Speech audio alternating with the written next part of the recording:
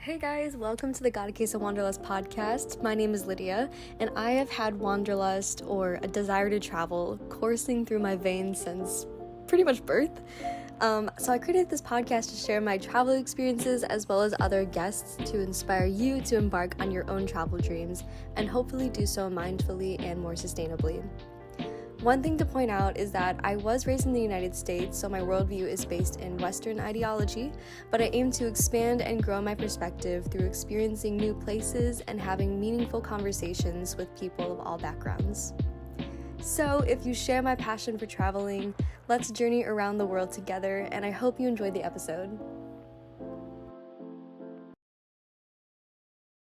Hello, everyone. Welcome to the Goddess of Wanderlust podcast. I'm your host, Lydia, and I'm back. This is the first official, return to my podcast travel interviews in such a long time. I missed talking with other travelers. It's been hard juggling with school, but yeah, I'm back with my first guest I've ever officially interviewed. I wrote a profile article on her for my blog, goddessofwanderlust.com, and her name is Gabby Boucher. I found her via her blog, which is budgettravelwithgabby.com, which she posts really insightful articles about how you could travel on a budget, if you don't want to necessarily spend a whole paycheck on a destination that maybe you think is too expensive or something like that. It's a great resource. So yeah, welcome to the show, Gabby. Thank you so much for having me. I'm so excited to talk with you today. So I know right now it's pretty early in Australia, which is where you're based right now. So thank you for getting up and diving straight into an interview. All But good. yeah, I just wanted to catch up from last time because we kind of chatted about basically what got you where you are today, for my article. And your focus is really budget travel. And I know that you started by doing work exchanges. So, have you done any work exchanges recently? And maybe you just want to explain to listeners your experiences for work exchanges? Yeah, totally. I love talking about work exchanges because not many people know about them, and I just think they're the best thing ever. I haven't actually done a work exchange since 2019, which was the last time that I really had a big travel year because it was right before COVID. So the last work exchange I did was in Guatemala, and I worked there for 1 month on Lake Atitlan at a paddleboarding company, which was so much fun. Um, Before that, I used to do work exchanges like at least once a year. I would do a couple in a year. But since then, I haven't done any because we were in COVID for a while, and I have sort of been just living in Sydney and building up my life here. I obviously would always love to do another one. But I haven't done one since 2019, but I still just think they're the best thing ever, and I recommend them all the time. Yeah. I've done one since the last time we chatted. I did it in Sweden, and it was a cool experience because I did get to see the Northern Lights for that trip. Oh my But yeah, I God. mean, it's such a hack to see the world without really spending any money if you don't really want to, besides initially getting there.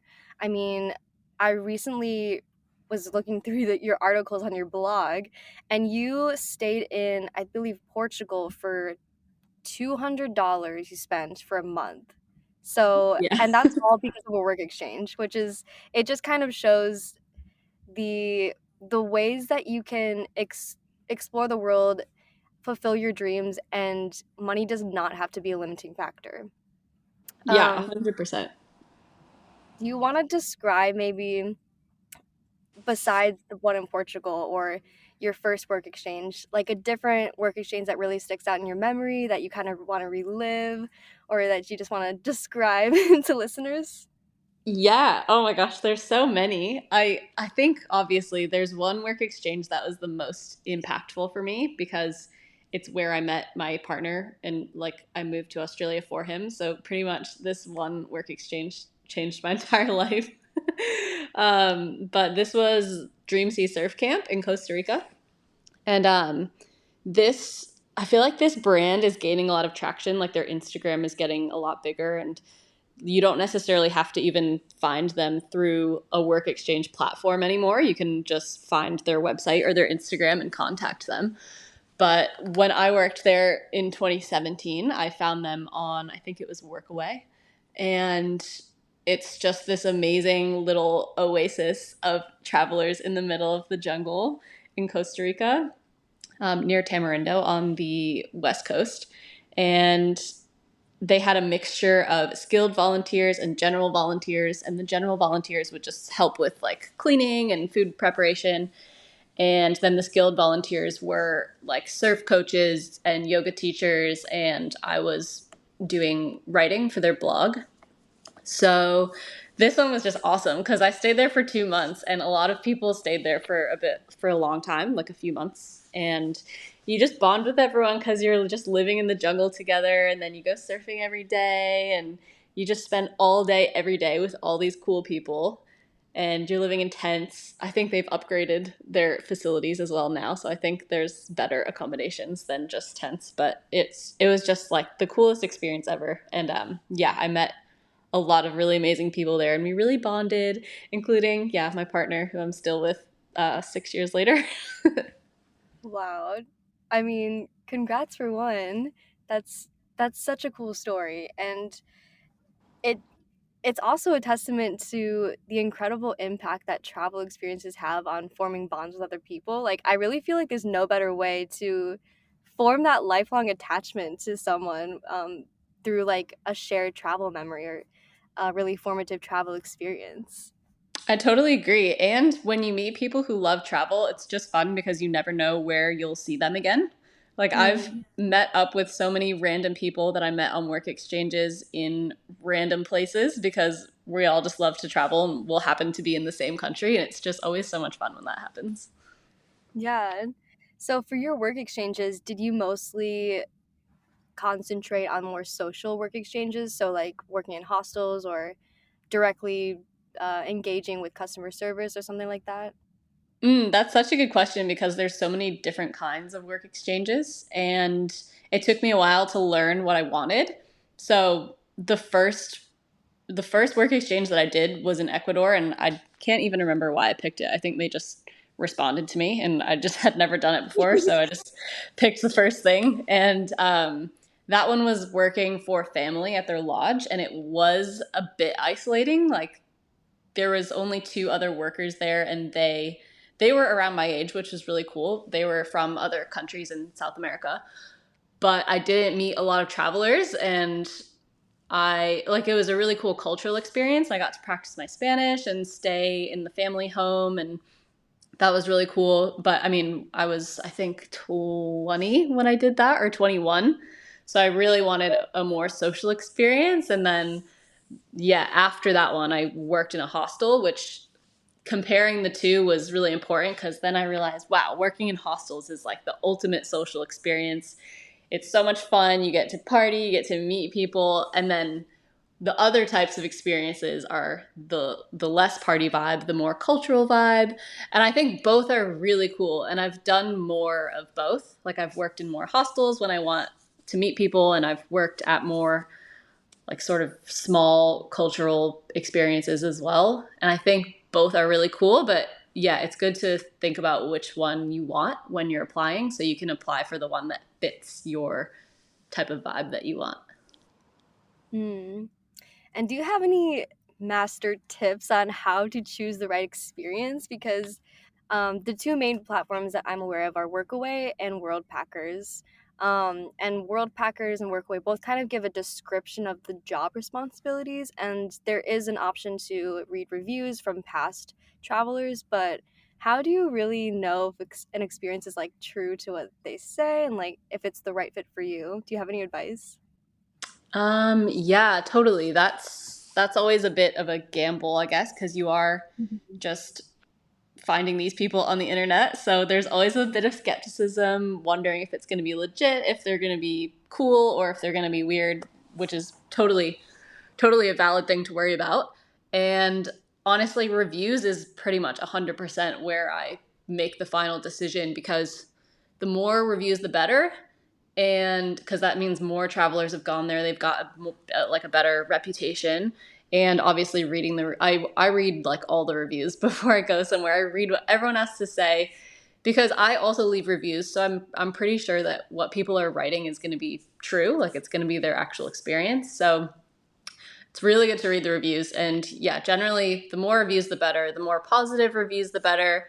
And I also just, when you message them, like, because you can message them back and forth to plan your work exchange, and I feel like you can kind of get a sense of what they're like through just messaging them. Like you can tell if they're normal or not generally, through messaging them and talking to them.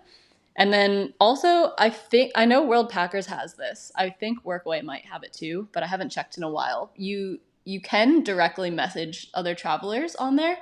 So I've never done this, but I've had people do this to me where they'll see my review on a work exchange and then message me and ask for more details, which is pretty cool as well. Because then if you have any specific questions, you can always ask someone who actually worked there and get more info about it. So that's pretty handy as well. Mm. Yeah, like getting just the direct experience from the first perspective is always usually the best way to gauge. Have you had any negative, or not necessarily negative, but was the work exchange ever not really equivalent to the description you read, or did it not fulfill your expectations in any way? I've been pretty lucky. I haven't had any bad experiences. I guess the only one where I was a bit caught off guard is that very first work exchange that I did in Ecuador. Again, because I didn't know what I was doing and I didn't really I didn't really know what to do, how to choose one. So I did, and when I looked back on them, I realized they only had like one or two reviews, and so they hadn't really hosted a lot of travelers before. So I thought I was working on a family lodge in this small town in the mountains, which I did do, but when I arrived, I realized that the lodge was only open on the weekends. So during the week, I mean, I wasn't really working, so I guess it was good because I didn't have to do much, but I also was kind of expecting to work, and I spent a lot of time just in the city. It was actually kind of fun. I would get like passed around between all the different family members because they just didn't know what to do with me during the week when the lodge wasn't open. So it was a really cool way to spend time with a local family and get to explore different parts of Ecuador, but it wasn't what I was expecting really at all. But yeah, it's important. Like if you're going on an experience like this, it's just important to keep an open mind and just not have crazy expectations. And I mean, that one being my very first work exchange, I didn't have many expectations at all. I just was just completely winging it. But yeah, you do realize after doing it a few times that you want to find better reviews and know what questions to ask. Like I just didn't know what to ask the hosts at all. So it's a learning experience for sure. And what questions do you ask usually beforehand? Um, it depends on the listing because some of them are really detailed in their listings and they'll provide so much information about what's included, and then other places don't. So if anything is not included, I'll just tend to ask like how many hours are we working, how many days are we working, what sort of facilities are there to use on our days off? Like, if you want to explore on your days off, is there transport? Can we walk places? Or, like, can we hire bikes? Or do you provide transport? Just things like that. And then also just making your arrival as smooth as possible. So, like, if you're working somewhere in a city, you can usually figure it out on your own with public transport. But if you're working on some sort of farm or homestay that's in a remote area, it's good to sort of figure out how you're going to get there and whether they'll pick you up or whether they'll provide you with a taxi or whether you have to take a taxi. It's just good to iron out your arrival in advance so you don't get there and feel stressed and confused. Mm-hmm. I mean, I would probably budget a day, probably like beforehand, and rather than like arriving the day of you're supposed to start working, because that would add like a whole layer of stress, at least for me.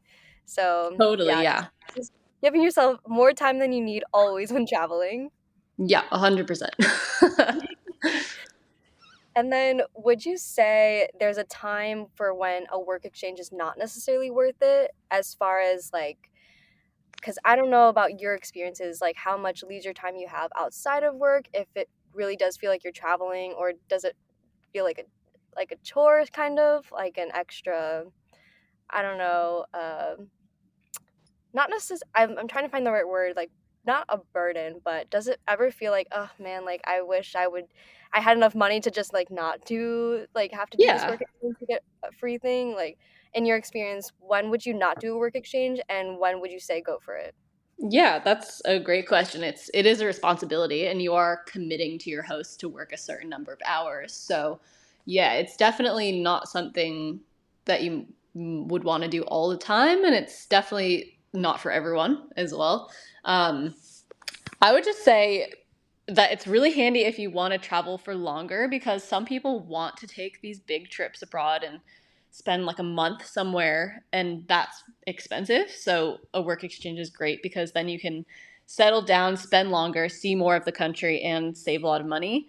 But like if you're only going somewhere for a week or two and you don't have a lot of time and you'd rather just enjoy the experience, then it's probably not worth doing a work exchange.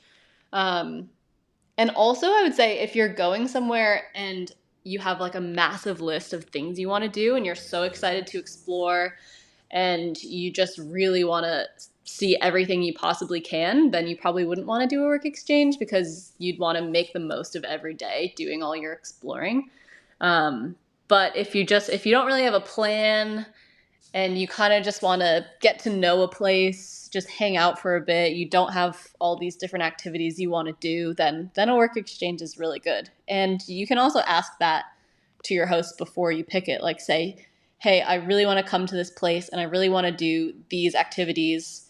Am I able to do these on my days off, or is this something that I would have to do after? Because sometimes you could just do like a work exchange for a week and then spend a second week exploring and having fun. Um, and oftentimes the hosts want you to explore as well. They know you're a traveler and they want you to see the best of their country. So they usually encourage you to explore and do fun activities in your free time. But yeah, it's just gauging how much time you have and how much time you're willing to commit to working for your host. Mhm. That's some really good advice. Thank you for sharing. That definitely helps me at least. Yeah. um, yeah. So I want to know kind of the other sides of budget travel, because there's definitely other ways to save money if you don't want to commit to volunteering. So um, I know on your blog you have a whole host of different, articles on that. But do you quickly want to share like maybe your best hacks, or like the uh, tips or guidelines you personally follow, or that you followed on your recent trip to Indonesia, for example? Yeah, totally. And yeah, our recent trip to Indonesia, we didn't do any work exchanges. We just had a normal holiday, if you will. So that was really fun. But yeah, let me think. My top budget travel tips. Um, there's so many. I think the main one is probably eating smart, because like after accommodation, I like, at least for me, spend most of my money on food, and like you have to eat. So that is something that you're going to have to spend money on. Um, but And it's food is also just like such a crucial part of a travel experience to get to yes, know. the food. Yeah. Oh my gosh, we were loving the food in Bali. We were saying that eating is just like one of the attractions in and of itself. Like we just had so much fun eating because there was such amazing food there. But yeah, there's so many places where you can find cheap food, and you don't have to be eating out at fancy restaurants to get a taste of the local food. Like if there's a street market, you can usually find really good food at the street markets, or just the local restaurants. Like where all the locals go, and it's smaller, quieter, like you'll get really good prices there. And if you can stay somewhere that has a kitchen, you can cook some meals as well, which saves so much money. Even if it's just like you make your own breakfast and then eat lunch and dinner out. Or um, Matt and I, when we were in Bali, and we were eating out a lot, and we were kind of trying to save money, so we would eat like a late breakfast, and then we would have a massive like midday meal that was like half lunch, half dinner. So we didn't have to buy three meals out. Like we would just have a huge lunch at like 4 o'clock. and that like filled us up, and then we could really enjoy that one meal and not feel bad about spending money on it. um, but yeah, I think food is a big one, and then also just being willing to take public transport is a big one as well. Like, if you've never traveled before, I can get that some people might want to take taxis everywhere. It's the most convenient and it's the less stressful. But if you just, like, again, like you said before, like, just take your time and don't feel rushed to get somewhere, and you actually figure out the public transport or figure out how to share a ride with someone, you can save a lot of money on transport as well. Yeah, those are all advice that I follow as well, all great tips.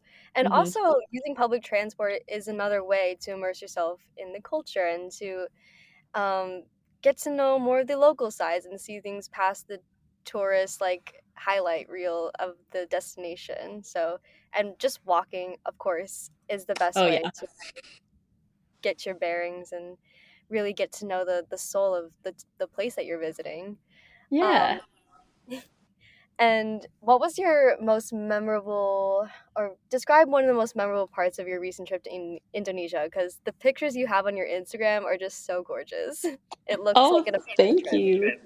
Thank you. It was really exciting because it was the first time that I brought my drone overseas, so I was Mhm. really excited to take some drone photos.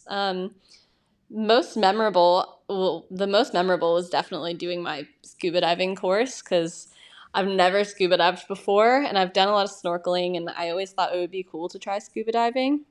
So I did that on Nusa Lembongan, which is a really good place to learn how to scuba dive because it's just a really small, really chill island, and there's so many dive schools, and there's like amazing dive sites all around Nusa Lembongan and Nusa Penida as well. So that was just incredible. It was really fun to learn something new. You get so stuck into a routine. It's been a while since I've tried something completely new, so that was really fun to just be starting from scratch and feeling a bit stressed about having to remember everything. I thought it was fun. Like, it's just fun to push yourself and have to use your brain and learn all these new things, and then just getting to explore the oceans more in depth was just so amazing. I really loved it. It is kind of an expensive hobby though, like scuba diving, and it's an expensive activity to do an open water dive course because it's 3 days, but it was a lot cheaper to do it in Indonesia than to do it in Australia. And I just, I save most of my money. I'm not a big spender. I'm pretty good at saving. So I thought I'll spend it on something that's really cool and is going to be impactful in my life. Yeah, and I mean, scuba diving, man, that's definitely a bucket list thing for me to do. And Indonesia is quite close to Australia, so that's awesome that you have that advantage, I guess, of going somewhere like that to do scuba diving. Yeah, I felt so lucky. It was really awesome, and yeah, it is so close. So I can always go back and do more scuba diving. It's always so funny because I always think of Australia kind of being in its own section of the world, and I forget that it's super close to Southeast Asia.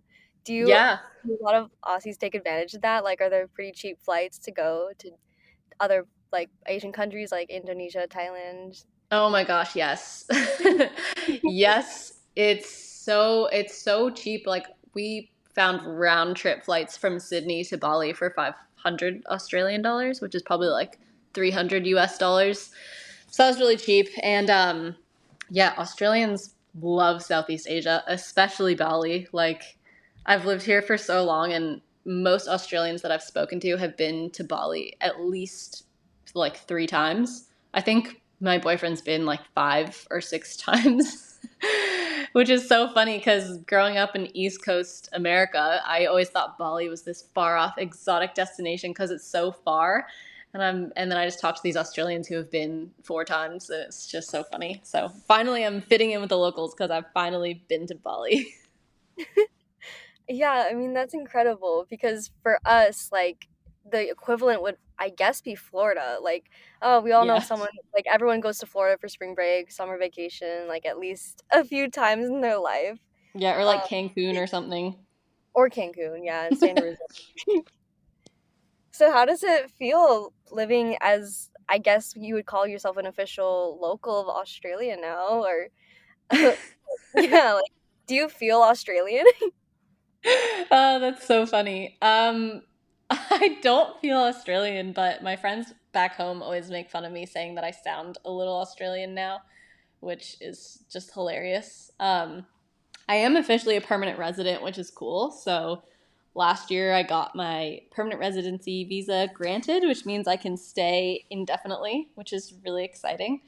But I'm not a citizen, and everyone seems to think that I'm just an Australian citizen now, and I'm not an Australian citizen, but I do have my permanent residency, and I do love it here. It's just a really great place. Everyone's so happy and relaxed, and the nature's beautiful, and just the lifestyle is really amazing. Like big focus on nature, and no one seems to stress too much. I mean, maybe if you live in Sydney and work in the corporate world, then maybe it might be a bit different. But I do really love it, and I am really lucky to live here. Yeah, and I'm so happy for you because our last conversation, I kind of wrote about how we were both kind of in a directionless, kind of uncertain period where we kind of didn't know, like, the path, and no one knows the path, but I think we were both in the same boat where it was like, we literally don't have a plan for our lives. We're just like going with the flow. And so I'm happy that you found your place. Yeah, totally. I've felt very directionless for a very long time, but I've learned to not stress about that too much. We probably talked about this last time as well, but in America there is a lot of pressure to have direction and to be successful, and so that I would get in my head a lot about not really knowing what was going on in my life, but I've learned to chill out about that so much, and it's made me so much happier. So, yeah, it's good to just embrace what you're doing and just enjoy every day and not put too much pressure on yourself. Yeah, because I mean, things really do work out. The article I wrote, I ended with a quote that you said. You said, "Do things that make you happy, and everything else will fall into place." And I mean, I couldn't agree more. Oh, yeah, I agree with that too. It just makes sense because I said it. But yeah. Yeah, exactly. Do things that make you happy. Yes. And okay, just to like wrap up some final questions, I want to know what's like one place that you haven't already mentioned that has a special place in your heart. Ooh, a place that I've been to already. Mm-hmm. Oh my gosh, probably Italy, because Italy has been home to me twice in my life. When I was about 4 years old, my family lived in Italy for, I think, around a year, just because of my parents' jobs. And then I also worked for a travel company in Rome in, I think it was 2018. So I lived in Rome for 6 months. And then outside of those two times, I've been to Italy like, I don't know, a handful of times just to visit. And it's just everyone loves Italy. I've never spoken to someone who's been to Italy and didn't love it because it just has this really heartwarming culture. Like the food is so delicious and like hearty, and the people are just so nice, and it's just like a country that you go to and you just feel so happy. I think Italy is just, it's worth all the hype that it gets because it's just so special. Mm.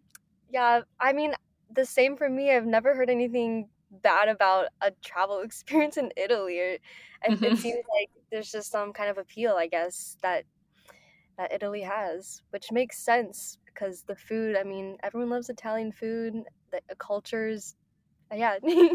um, and then what would be a memorable meal that comes to mind? Not necessarily from Italy, but anywhere that you've been. A memorable meal. That's so good because there's so much good food everywhere. Probably one of the most memorable was, I guess this is like a series of meals rather than just one, but my best friend and I traveled Thailand together for 5 weeks in like a while ago. And that was really fun because it was my first like big trip abroad with a friend from home. So that was just an absolutely epic experience. And we did a cooking class, a Thai cooking class in Chiang Mai. So we went to the market with the ladies, and we picked out all the ingredients. Then we went back to the kitchen and we just cooked all the classic Thai dishes. Like we made spring rolls and we made pad Thai and we made curry. We made mango sticky rice and Thai iced tea. We just made all this amazing food with the cooking instructors showing us how to make it. And it was just really cool because also like Italian food, Thai food is just so iconic and everyone loves it. And to be with my best friend doing this together, learning how to make everything from the locals, and we made it ourselves and it just tasted so good, and we ate like way too much. We could barely walk after because you just had to eat everything that you made, and you're like, this is too much food, but it's so good. That was just like one of my absolute favorite days ever while traveling, and that has made me want to recommend cooking classes to people all the time. Like, I'd never done one before, and now when I'm writing about a place, I always think you should probably try a cooking class if you love food, because it's really fun. Yeah, I mean, nothing is better than homemade, for one. And to Mm-hmm. get that insight from a local to really understand the complexities within the dish, like there's so much that goes into what makes a food's culture like significant. So that's really awesome you got to do that in Thailand. I'm jealous. Hopefully, that's definitely something I will do now. Yeah, and it's one of those things that I think when I first started traveling and I was really, really frugal, I wouldn't always pay for experiences like that because I was afraid to spend too much money. And I've realized that some things are worth spending money on, and especially if they're like a cooking class is never too expensive. It's usually pretty cheap. And so there's certain things that I think are definitely worth spending money on now, and a cooking class is definitely one of them. Mm. And then, like, side question, are there many Southeast eateries in Australia because of the proximity? Like, can you get pretty traditional, like, food that's equivalent in taste, would you say? Yeah, yeah, I do think so. Um, there is a lot of Asian food all around Australia because there are a lot of Asian immigrants to Australia because it is so close, like you said.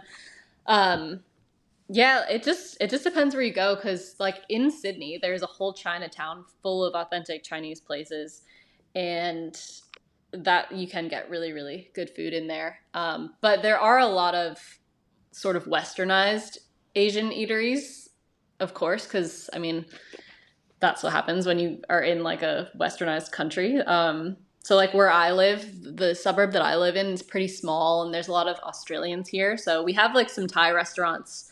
I think they're pretty westernized, but when you go into the more multicultural places, you'll definitely find more authentic stuff. Mm. Okay, good to know. Mm-hmm. That is something Chicago kind of lacks, unfortunately. We don't have a huge Asian population relative to other cities like the West Coast. So Mm-hmm. I'm kind of sad about that because I love Asian food. Yeah. What's your favorite Asian food? um, my opinion has been changing. It used to be Korean. I used to be obsessed with Korean food.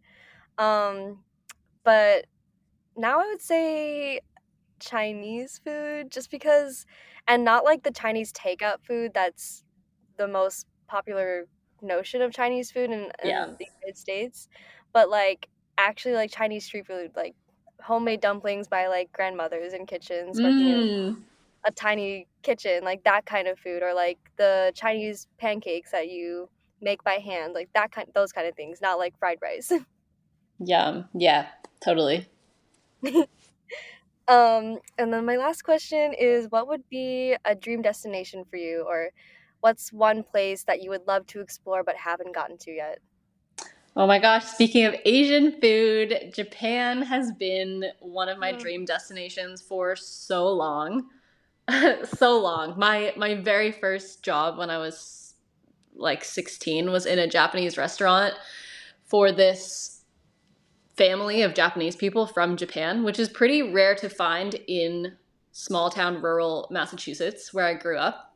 There's just this one Japanese family that had this restaurant, and their food was so good. It was because it was straight from the source. Like the sushi chef would go into Boston every day and pick up his fresh fish from the market, and like the food was just so amazing, and they were so nice, and they had all the Japanese art everywhere. They always played Japanese music, and they had little Japanese trinkets, and I just thought this culture was so cool. And ever since then, I've been dying to go to Japan, and it's somewhere that I'll get soon, but I haven't gone there yet because I really don't want to rush it. I really want to spend like at least a month and just see everything because there's so much to see. So yeah, Japan has been on my list for so long. Yeah, oh my gosh. Japan would be definitely a dream destination for me. And that's so interesting because I feel like whenever I ask this question for dream destination, Japan is the number one answer that I get. So Hmm. there's something there.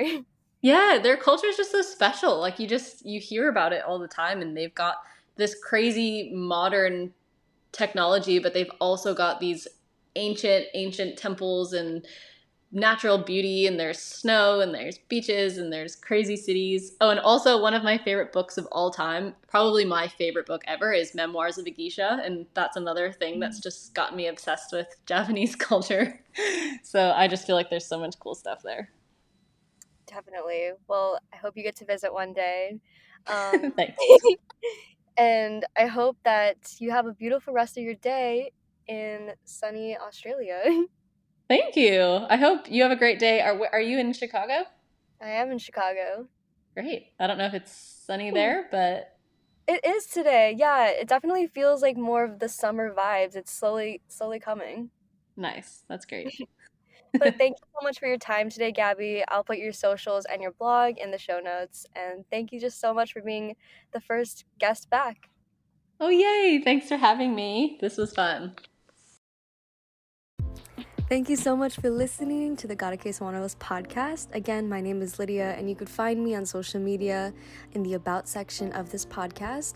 Please rate and review if you found value or insight from this, and I hope to see you in the next episode.